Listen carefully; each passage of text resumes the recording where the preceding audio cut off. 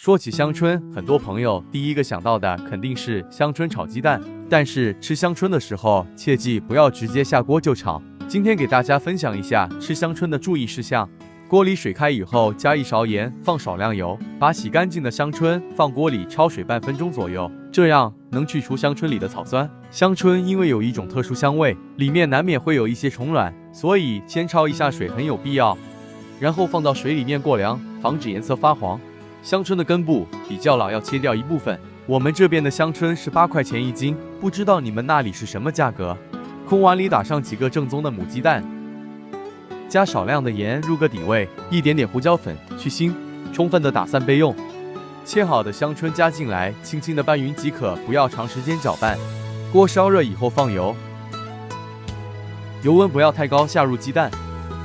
下锅以后不要快速翻炒，用铲子的一个角轻轻的往中间推动即可，让还没有定型的蛋液能够接触锅底，这样炒出来鸡蛋口感更嫩，也不容易碎。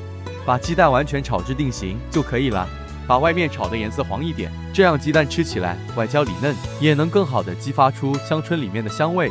炒好以后盛出装盘。如果视频对你有用，麻烦伸出您发财的小手点个赞呗，感谢大家的支持和鼓励。经过这样处理以后，炒出来的香椿鸡蛋就可以放心食用了，而且营养美味。喜欢的朋友赶快收藏起来试一下吧。